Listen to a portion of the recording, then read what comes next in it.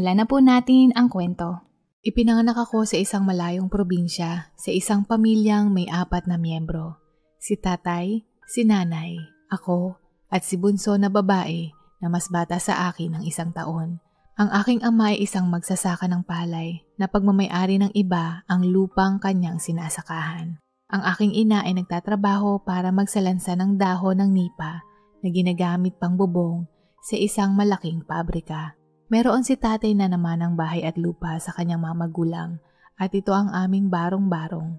Kaya kahit na kami ay sala sa salapi, masaya akong lumaki dito na kasama ang aking pamilya. Meron kaming maliit na bakuran at dito kami madalas maglaro ng aking kapatid. Nagtatakbuhan at kung minsan nagpupunta sa bundok. Mapayapa ang aming buhay, kontento kahit wala kami minsan pambili ng lapis ay ayos lang ito sa akin. At nung ako ay umidad ng 8 taong gulang, ang tanging paraiso namin, ang bahay at lupa ay nawala sa amin. Ang dahilan ay ang aking ama ay merong kinahihiligan. Ito ay ang pagsusugal at pag-inom ng alak. Palihim niyang isinangla ang bahay at lupa upang may maipusta ito. Nangyari iyon habang kami ay naghahanda ng hapunan nang biglang may dumating na 4 na lalaki at sumisigaw na kami ay umalis. Biglang pinagtatapon ang aming gamit sa labas ng bahay na kahit ang aking ina ay nagulat sa nangyari. Minamadali nila kami na umalis ng bahay kaya ang tanging nadala lang namin ay ang mga damit na nagkasya sa plastic. At ang aking ama, batid ang mangyayari ni hindi man lang kami inabisuhan at hindi na nagpakitang muli sa amin. Marahil nagtatago, baka meron pa siyang pinagtataguan dahil sa utang. Dahil walang magawa at walang pagpipilian, pansamantala muna kaming nagtungo sa bahay ng aming kamag-anak. Ngunit bago pa man kami tumuloy, sinabi sa amin na kailangan naming lumipat ng bahay sa loob lamang ng 2 linggo. Nagpapasalamat ako kay nanay dahil nakahanap siya ng aming malilipatan bago dumating ang 2 linggo, kung di baka sa lansangan kami matulog. Lumipat kami sa isang maliit na sementadong bahay. Hindi ako makapaniwala na kaya ni nanay na bayaran ng upa, pero ang sabi ni nanay na mabait ang may-ari at sa mababang presyo din ito binigay sa kanya. Nang maglaon ay nalaman ko ang mga may-ari ng bahay ay mag-asawa pero walang anak. Meron silang ekstrang silid na iyon ang pinaupahan sa amin. Nagalak sila nung makita nila kami magkapatid dahil sabi nila magiging masaya, maingay at espesyal ang bahay dahil may bata na sa kanilang tahanan. Kahit na ang upa ay talagang mababa ang presyo, malaking suliranin pa din ang maliit na kita ni nanay na palipat-lipat ng trabaho. Lahat ng pwede niyang mapagkakitaan ay ginagawa niya para lang masiguro na meron kaming matulugan sa gabi at alam niyang ligtas kami habang siya ay nagtatrabaho. Napakabait ng 2 mag-asawa sa aming magkapatid, lalong-lalo na ang ginang. Paminsan-minsan binibigyan niya kami ng candy, biskwit, tinapay, kung minsan ay ulam. Kaya kahit nasalat pa rin kami sa buhay, kaming mag-iina ay nanumbalik ang aming saya, pero ito ay nagwakas nung ako ay nasa sekundarya. Sa kalagitnaan ng isang gabi, nagising ako dahil malakas ang pag-ungol ng nanay ko. Nung makita ko siya, namimilipit at paikot-ikot sa higaan dahil sa sakit. Hawak-hawak niya ang kanyang tiyan. Nung tinanong ko siya, hindi siya makapagsalita. Sinubukan ko siyang bigyan ng tubig pero hindi niya mainom. Ang panga niya ay naninigas na parang namanhid. Mataas ang lagnat. Ito pala ay sintomas ng tetano. Agad ko siyang dinala sa pinakamalapit na ospital. Doon sinabi sa amin ng doktor na siya ay natetano. Meron siyang hiwa mula sa isang matalim na may kalawang at ito ay naimpeksyon. Hindi niya ito pinagtuunan ng pansin sa pag-aakala niya na simpleng hiwa lang ito at gagaling din ito. Pero matagal na itong sugat at sa tagal ng panahon, lumala ang impeksyon at iyon ang kanyang ikinamatay. Nung yumao ang aming ina, hindi ko alam kung saan kami pupuluting magkapatid. Hindi ko alam kung anong mangyayari sa amin. Hindi ako makatulog dahil hindi ko alam kung paano kaming 2 mabubuhay. Hindi namin kayang bayaran ang upa. Nung matapos ang libing, kinausap ako ng ginang na may-ari ng tinutuloyan namin. Nauna akong nagsalita at gustong makiusap na kung maaari ay tumira pa din kami doon at gagawin ko ang aking makakaya para makabayad ng upa. Dire-diretso akong nagsalita at kumbinsihin siyang hindi kami paalisin. Pinakita ko din sa kanya ang mga larawang iginuhit ko at sinabing maaari akong kumita sa pagguhit at makatulong itong makakuha ako ng trabaho habang tinatapos ko ang aking pag-aaral sa sekundarya. Nang matapos akong magsalita, hinawakan lang ng landlady ang kamay ko at may nilagay sa palad ko. Eto, gusto kong ibigay itong 200 pambili nyo ng pagkain yung magkapatid. At hindi mo na kailangan mag-alala dahil pwede kayong manatili ng kapatid mo. Hindi mo din kailangan magbayad ng upa. At mula ngayon, pwede nyo kaming saluhang mag-asawa na kumain. Dadalawa lang kami sa bahay at kailangan nyong kumain para lumaki kayong malakas at hindi magkasakit, sabi sa akin ng ginang. Labis akong nagpapasalamat sa kanya habang ang luha ko ay patuloy na umaagos sa aking pisngi. Tinapik niya ang aking balikat para ako ay pakalmahin at naramdaman ko ang sinseridad ng kasera sa aming magkapatid. Bagamat sinabi sa akin ng kasera na hindi ko kailangan maghanap ng trabaho para magbayad ng upa, pero ako ay nahihiya, lalo na doon pa kami kumakain. Kaya naghanap ako kaagad ng mapapasukan. Ang aking kapatid na babae ay tumutulong sa paglalaba tuwing linggo sa bahay ng kasera at tuwing pagtapos sa eskwelahan, siya ay nakahanap ng part-time bilang tendera ng panaderya malapit sa aming paaralan. Ako naman, nakahanap ng trabaho bilang assistant sa shop ng isang nagpipintura ng mga bus at uso noon ang pagandahan ng disenyong sining sa mga jeepney. Kumbaga, mas makulay na disenyo, mas cool tingnan na nakakaakit ng pasahero. At dahil magaling akong gumuhit, isa ako sa mga nagdidisenyo ayon sa kagustuhan ng kliyente. Tumutulong din ako sa bahay ng mag-asawa kung may kailangan ikumpuni o ayusin sa kanilang bahay, tulad ng pagpipintura, pagpapalit ng bumbilya at iba pa. Sa pinagsamang kita naming magkapatid, nagbibigay kami ng pera sa ginang dahil gusto naming magbayad ng renta. Nung makatapos na ako ng sekundarya, full-time na akong nagtatrabaho bilang pintor. Dito, nakakapagbayad na kami ng upa sa itinakdang panahon. Ngunit batid ko ang kinikita ko ay sapat lang para kami ay mabuhay at wala kaming maiipon, lalo na sa probinsya wala naman masyadong kita.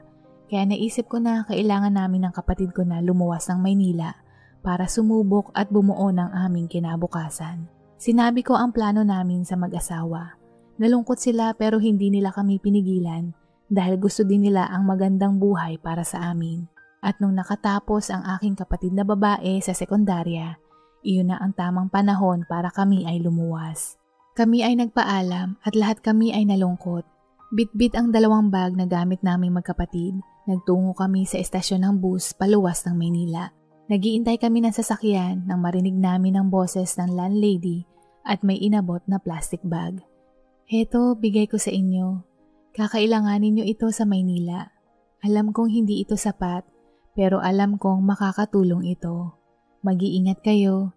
Sinabi niya sa amin na parang nanginginig dahil pinipigilan niyang umiyak. Tiningnan ko ang laman ng plastic bag. Ang laman ay pera. Ang perang iyon ay ang binayad namin sa renta. Nabigla ako at bigla kong ibinalik sa kanya. Pero sabi niya itinabi niya iyon dahil hindi naman nila kailangan ng asawa niya. Dagdag din niya na para na niya kaming mga anak. Ipangako niyo sa akin na maging matagumpay at magpakayaman kayo sa Maynila. Ipagdadasal ko kayo palagi. Mag-iingat kayo mga anak. Wika niya sabay ngumiti at hinaplos niya ang aming mga pisngi at naramdaman ko ang mainit na pagmamahal muli ng isang ina. Niyakap namin siya ng kapatid ko at kami ay umalis ng may luha sa aming mga mata nung nagpaalam kami sa ginang. Habang lula ng bus papuntang Maynila na nakatingin sa bintana, naisip ko na ang swerte naming magkapatid sa mag-asawa na tila binigyan kami ng anghel para malampasan ang mga pagsubok na dinaanan namin sa buhay. Sisikapin naming magsikap na magkapatid at kapag kami ay matagumpay, dadalawin namin muli ang mag-asawang kumupkop sa amin. Nung nakarating kami sa Maynila, talagang ibang-iba ito sa aming probinsya. Malaki, madaming sasakyan, abala ang mga tao at meron ding traffic. Umupa kami ng pinakamurang kwarto para sa aming matutuluyan at makalipas ang ilang linggo, natanggap ako sa pagawaan ng jeepney na nagpipintura at nagdidisenyo ng magandang larawan para sa kanilang mga jeepney. Ang kapatid kong babae naman natanggap bilang waitress sa isang malaking kainan. Mula nung naulila kami sa mga magulang, Maaga kaming natuto na maging masinop sa pera. Kaya naman nung lumuwas kami ng Maynila, dinoble pa namin ang pagiging matipid. Lahat ng paraan para makatipid, gaya ng sa pagkain, sa mga gamit at ultimo pamasahe para makatipid ay ginawa naming dalawa. At hindi naman nasayang ang aming pagtsatsaga dahil nagbunga ang aming pagsisikap. Sa loob ng 2 taon sa aking taglay na talento sa sining, madami akong mga naging kliyente na magpintura ng kanilang mga jeepney. Sa sobrang dami ko ng mga kliyente, tinulungan na ako ng aking kapatid. Kaming dalawa ay nagsosyo sa negosyong ito. Siya ang tagakuha ng impormasyon, gustong disenyo at naghahawak ng aming kita. Hanggang sa natuklasan ko ang tattoo artist. Dinala ko din ang talento ko sa pagtattoo at dito mas malaki ang aming kita. At ito ang aming pinagtuunan ng pansin. Hanggang sa nakapagbukas kami ng maliit na tattoo shop at makalipas ang ilang taon, nagkaroon kami ng ilan pang empleyado. Nagsimula ng umusbong ito lalo na nung nagkaroon kami ng kliyente na isang artista at mula dito dumami ang aming rekomendasyon. Pero hindi pa din nawawala ang hilig kong magpintura sa mga jeepney at ginagawa ko ito paminsan-minsan. Maraming taon na ang lumipas. Dito naranasan naming magkapatid na makakain sa restaurant, nakanood ng sine at nakakuha kami ng lupa na hinati namin sa 2 at nagpatayo ng 2 bahay para kaming 2 ay magkapit bahay. Sa pagkakataong ito, pareho na kaming may sariling pamilya, kinasal at may mga anak. Maligaya at mapayapa ang aming mga taong lumipas. Hanggang sa isang umaga, ako ay nagninilay-nilay habang umiinom ng kape. Bigla kong naalala ang aming probinsya. Matagal na panahon na hindi kami nakakauwi at naalala ko din ang mabait na mag-asawa.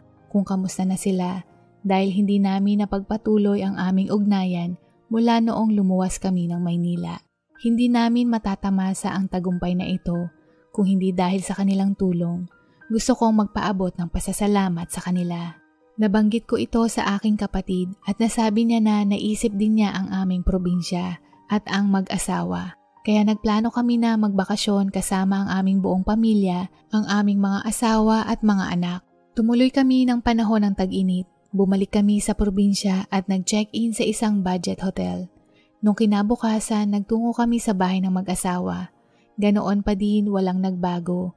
Ngunit nung kumatok kami, ibang tao na hindi namin kilala ang nagbukas ng pintuan.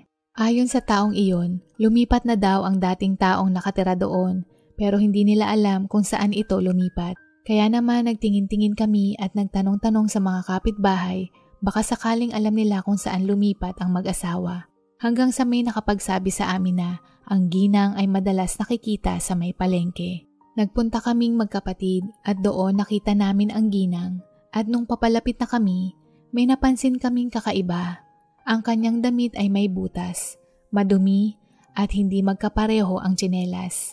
Bigla kaming napahinto, tinitingnan ng maigi at sigurado kaming siya nga ang ginang. Kaya imbes na magpakita sa kanya nung mga sandaling iyon, sinundan namin siya. Habang papalapit na siya sa kanyang bahay, maliit at sa may dulo ng makitid na daan at doon namin nakita ang kanyang barong-barong. Nakakadurog ng puso na ganoon ang kanyang sitwasyon. Kumatok ako sa pintuang hindi nakasara at nung siya ay lumabas, hindi niya kaagad kami nakilala.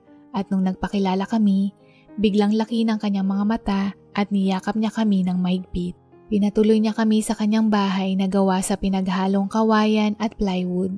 May mga butas din at inalok niya kami kung gusto naming uminom ng tubig. Noong nakaupo na kami, ikinuwento niya sa amin ang nangyari. Madaming taon na ang lumipas mula noong pumanaw ang kanyang asawa at dahil walang mga anak, naging malungkot siya at nagkaroon ng sakit na naging dahilan upang madaling naubos ang kanyang pera. Hanggang sa ibinenta din ang bahay at lupa para iyon ang gamitin pampagamot. Ngunit maging ang perang napagbentahan ay madali ding naubos. Matanda na din siya, hindi na siya nakapaghanap ng trabaho.